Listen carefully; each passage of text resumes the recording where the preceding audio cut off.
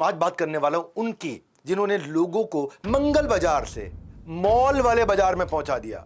साबुन हो या सब्जी हो या साड़ी हो, सब में यह विश्वास जगा दिया कि सबसे अच्छा सबसे सस्ता big Bazaar, Big Bazaar, Big Bazaar, Big Bazaar. Future Group, pioneer, thoughtful, first mover advantage, सबसे पहले घुसे थे इस धंधे के अंदर और सबसे बड़े जायंट बने। लेकिन फिर भी रिटेल का, क्योंकि founder and CEO future group यानी कि पैंटालून भी, बिग बाजार भी, बहुत सारे 4700 करोड़ का टर्नओवर था 2008 में। इंडियन रिटेल फोरम अवार्ड सारे के सारे इनको मिले। Most admired retail group of the year इनको मिला। Most admired retail face of the year Kishore Biyani को मिला। Most admired retailer hypermarket वो भी बिग बाजार को मिला। 2009 में 100 से ज्यादा स्टोर थे, 30 करोड़ एनुअल विजिटर थे, यानी कि 1/4 पॉपुलेशन साल में कम से कम बिग बाजार जाती थी। इतना बड़ा बिग बाजार, इतना बड़ा बिग बाजार। मिल में नहीं, उन्हें माइलस्टोन में बहुत इंटरेस्ट था। माइलस्टोन अचीव करूंगा मैं। इन्होंने अपने एक दोस्त को देखा एक ट्राउजर पहनते हुए, स्टोन फैब्रिक का ट्राउजर। फैब्रिक अच्छा लग गया इनको, डिस्ट्रीब्यूशन का काम शुरू कर दिया। 6 महीने के अंदर लाखों का प्रॉफिट कर लिया।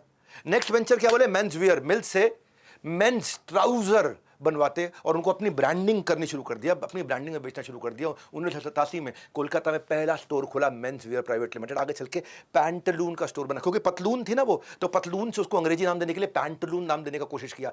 जल्दी जल्दी सारे के सारे कस्टमर ग्रुप्स को उन्होंने टारगेट करने के लिए कपड़े बेचने शुरू कर दिए। 97 का समय था वो जब कोलकाता में पैंटालून का पहला स्टोर खुला और एक साल में 10 करोड़ से ज्यादा का रेवेन्यू हुआ।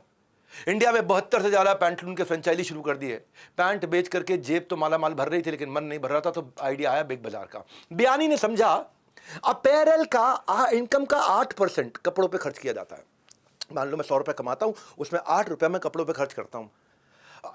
इसका मतलब यह है कि मैं 92 रुपए कहीं और खर्च कर रहा हूं। इसके लिए वो नए बिजनेस मॉडल को ढूंढने लगे। साउथ इंडिया में उनको नया आइडिया मिला जब 2000 में वो सरवना स्टोर गए, एक प्राइम लोकेशन पे, आउटस्कर्ट में नहीं, 6 मंजिल divided. Appliances, grocery, clothes, jewellery, toys, eye glasses, almost everything. Even food counter भी बना दिया। फूड तो भी, किसी को भूख लगे तो खाना भी खा सके। सरवना स्टोर अच्छा एक्सपीरियंस दे रहा था।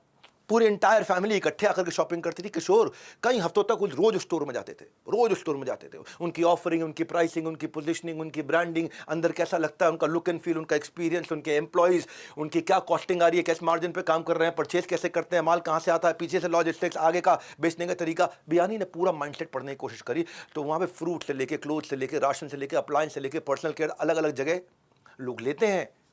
क्यों नहीं इनको एक ही जगह ला दिया जाए? सब कस्टमर को एक ही जगह ला करके डिस्काउंट पे रेट पे मिल जाए तो लोग खरीदने आएंगे। सारी की सारी महीने की शॉपिंग पहले एक हफ्ते के अंदर कर लेते हैं लोग, जो नौकरी पेशा लोग होते हैं, और पूरा पहला हफ्ता भर जाए यहाँ पे आकर के। बिग बाजार की शुरुआत हो गई। 2001 कोलकाता में बिग बाजार का पहला स्टोर ओपन हुआ। दरवाजा टूटा था उस दिन। क्यों मालूम? इतनी भीड़ आई, दरवाजा तोड़ दिया वहाँ पे लोगों ने। 22 दिनों के अंदर कोलकाता में 2 स्टोर खोल दिए।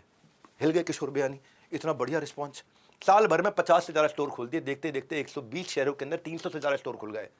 बिग बाजार का पहले सक्सेस मंत्रा समझते हैं, फिर फेलियर के कारण समझते हैं, क्योंकि जब दोनों चीज़ें समझेंगे तो पूरी कहानी समझ में आएगी। सक्सेस का मंत्रा था बल्क में परचेज करो, डिस्काउंट ले लो, तब सस्ता